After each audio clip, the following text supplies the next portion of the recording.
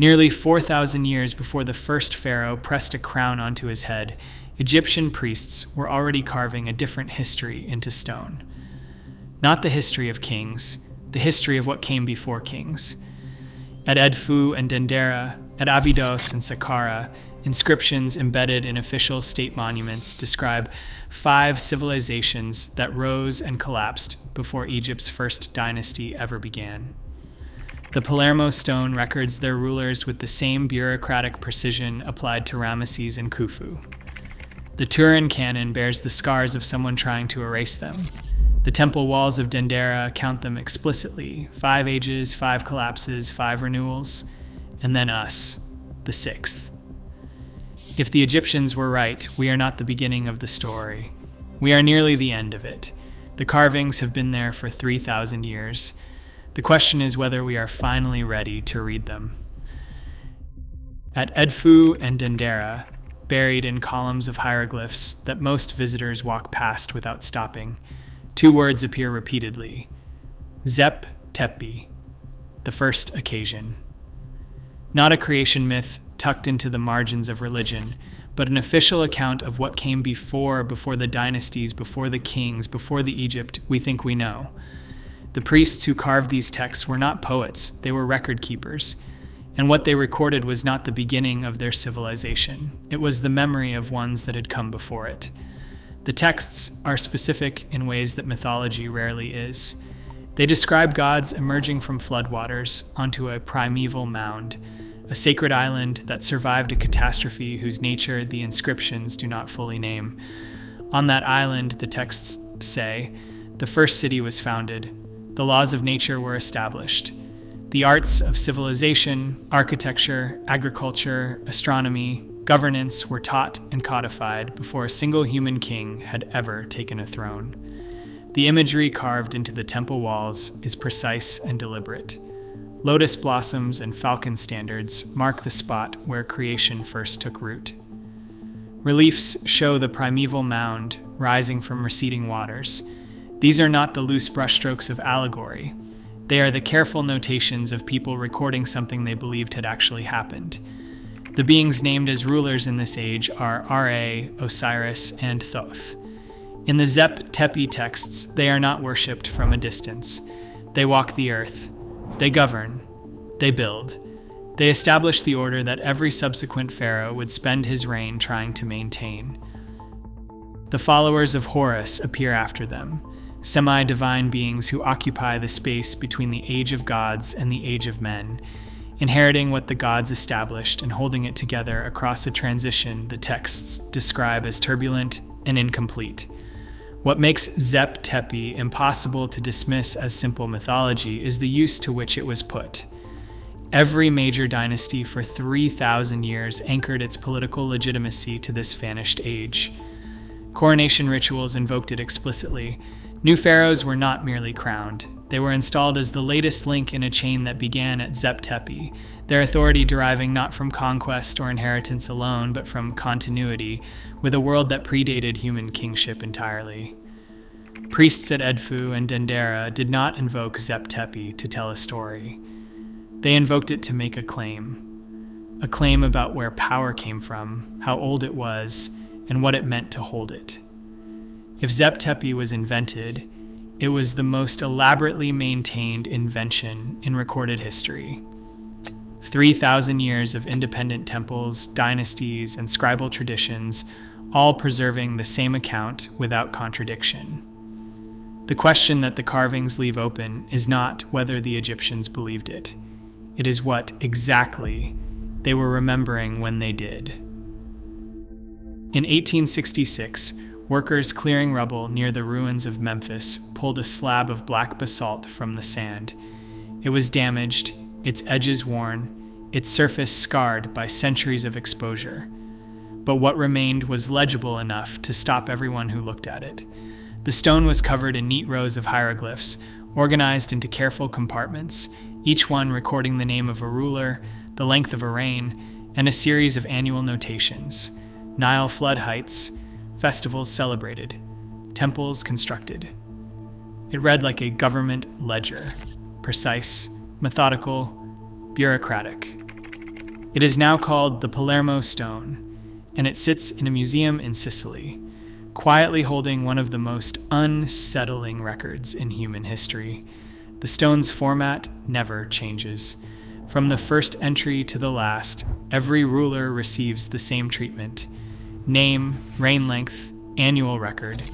The scribes who carved it applied identical precision to every line. That consistency is what makes the uppermost register so difficult to dismiss. Because the rulers listed there are not men. They are described as gods and spirits. Ptah appears. Ra appears. Beings whose reigns are measured not in decades but in centuries, in some cases stretching across what the stone records as thousands of years. The followers of Horus appear as a distinct ruling house occupying the space between the age of gods and the first recognizable human king. And the stone treats all of them exactly the same way it treats Narmer or Khufu. No shift in language, no mythological framing, no signal to the reader that they have crossed from history into legend. The bureaucratic template simply continues. Scholars have examined the stone's provenance carefully.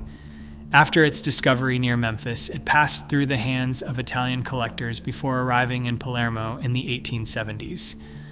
No evidence of tampering has ever been produced.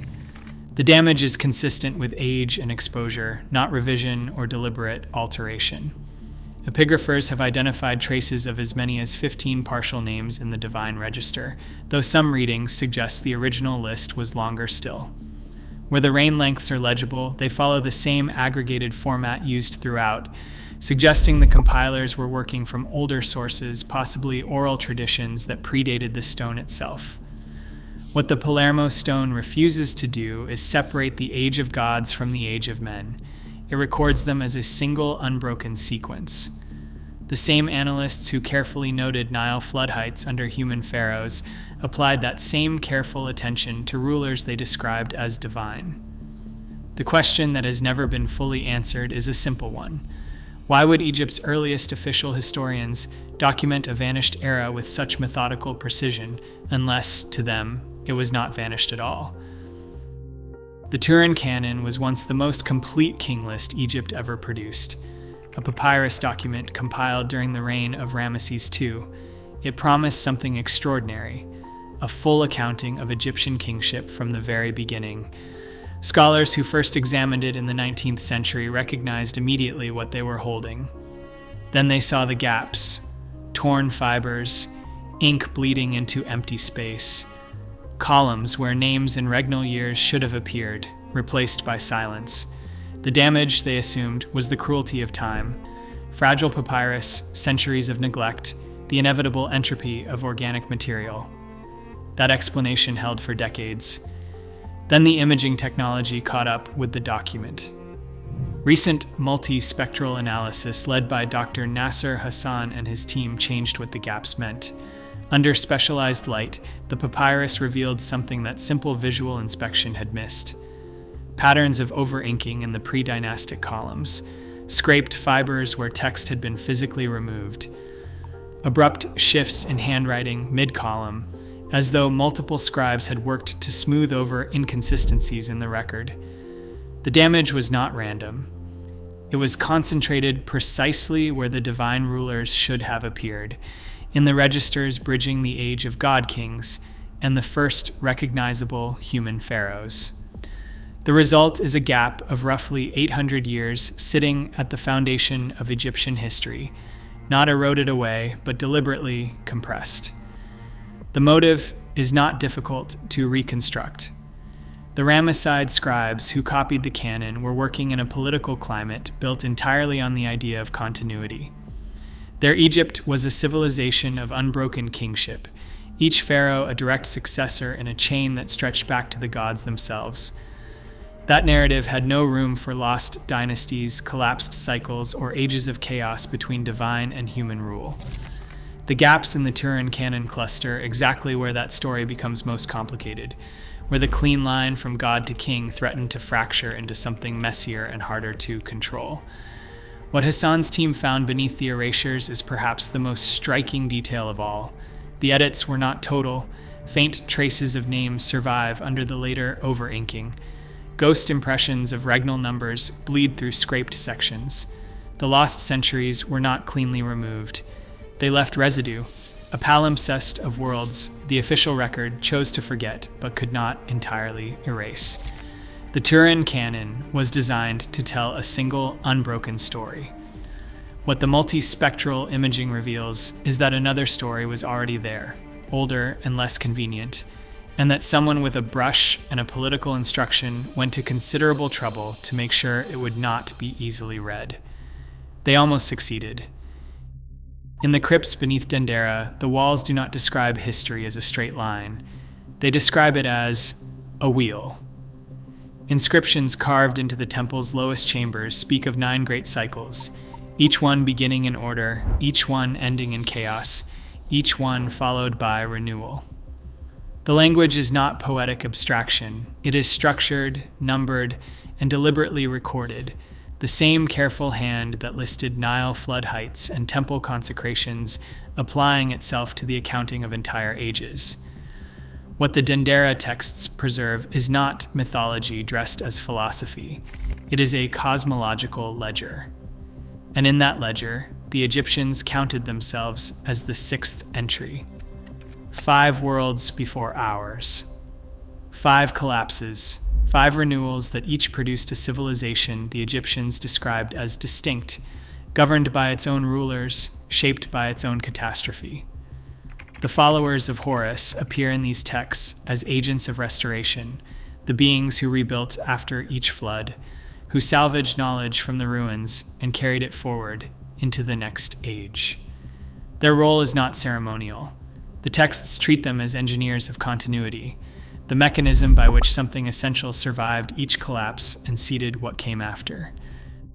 The Book of the Heavenly Cow, found inscribed in royal tombs, fills in what the Dendera cycles leave implicit. Humanity, it records, was nearly destroyed. The gods intervened. The world was preserved, but only just, and the memory of how close it came to ending was preserved with it. This is why the rituals of Ma'at, the maintenance of cosmic balance, were not decorative. They were urgent. The Egyptians performed them in the explicit belief that neglect would accelerate the end of the 6th age the same way neglect had ended the 5 before it. The parallel with Mesopotamia is difficult to ignore. The Sumerian king list records impossible reigns before a great flood, followed by a reset, followed by rulers whose lifespans gradually approach the recognizable. The structure is identical. 2 independent ancient civilizations separated by geography and language, both preserving the same architecture of history. Ages of divine rule, catastrophic interruption, rebuilding. A new age that sees itself as the heir to something older and greater than itself. That convergence is not proof of lost worlds, but it is the kind of convergence that demands an explanation beyond coincidence. The Egyptians did not see themselves as the pinnacle of human achievement. They saw themselves as the latest attempt, the 6th draft of a civilization that kept failing and kept being rebuilt by whoever or whatever managed to carry something forward through the collapse. What they carved into the walls of Dendera was not a creation story, it was a warning. And they carved it in stone precisely because stone is harder to erase than papyrus. The text can be edited, stone alignments cannot. At the edge of Egypt's western desert, nearly 300 kilometers from the Nile, a circle of megalithic stones rises from the sand at a site called Nabta Playa. Radiocarbon dating places its construction between 6,800 and 6,400 BCE, nearly 2,000 years before the first pyramid. The circle is precisely aligned to the summer solstice sunrise and to specific stars in the Milky Way. Beneath the stones, archaeologists uncovered hearths, cattle burials arranged in deliberate patterns, and the remnants of a community that was organizing its world around the movements of the heavens at a time when Egypt's known dynasties were still millennia away. The sophistication is not incidental. It is architectural. Someone understood the sky well enough to build it permanently into the ground. Further north, at Saqqara, the the picture grows more complicated. Mastaba I, constructed around 3100 BCE at the dawn of the first dynasty, stretches 40 meters in length. Its walls are aligned to within centimeters of true north and built from tens of thousands of mud bricks, each laid with a precision that implies not just skilled labor but accumulated architectural knowledge. The problem is what lies beneath it. The archaeological layers below Mastaba I do not show the gradual buildup of technique that precedes most monumental construction. The sophistication appears close to fully formed, as though the knowledge that produced it had developed somewhere else or somewhen else before arriving at Saqqara already mature. Then there is the Sphinx. Geologist Robert Schoch has argued for decades that the deep fissures running vertically down the limestone body of the Sphinx are inconsistent with wind and sand erosion. They are consistent with heavy rainfall, the kind of sustained precipitation that last characterized Egypt's climate between 7000 and 5000 BCE. Mainstream Egyptologists dispute the conclusion. They point to alternative weathering mechanisms and the absence of corroborating evidence for a pre-dynastic Sphinx. The debate has not been resolved. What has not been disputed is the pattern of the erosion itself. The disagreement is about what caused it, not whether it exists. Taken individually, each of these sites has a conventional explanation. Taken together, they create a problem.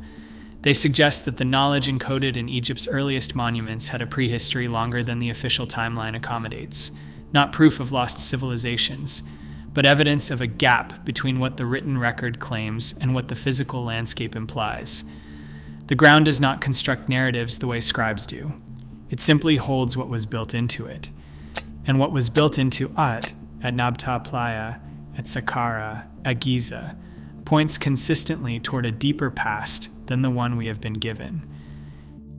At Abydos, the kingless carved into the sanctuary wall does not begin with men. It opens with Osiris, Horus, and Thoth, each assigned regal years in the same formula applied to every human pharaoh that follows. The term Nisut, the Egyptian word for king, is used without distinction for gods and mortals alike. No shift in language, no change in format. The bureaucratic template that records Khufu's reign and Ramesses' campaigns applies itself without hesitation to beings the modern world classifies as mythology. The scribes who carved these lists did not appear to recognize that distinction. To them, the sequence was unbroken. Divine rulers, semi-divine rulers, human rulers, one continuous chain of legitimate succession stretching back to Zep Tepi. The Shemsu Hor, the followers of Horus, occupy the space between divine and human rule. Their status is deliberately ambiguous in the texts, not fully immortal, not entirely mortal, something in between that the Egyptians felt no need to resolve into a cleaner category. Their reigns are counted. Their names are inscribed in the same columns as fully divine predecessors. The Palermo Stone places them in sequence between the Age of Gods and the first human king, without commentary, without qualification, as though their presence in the ledger requires no explanation beyond the fact of it. What makes this pattern significant is its consistency across sites and centuries. The same formula appears at Dendera, Kam, Ombo, and Saqqara.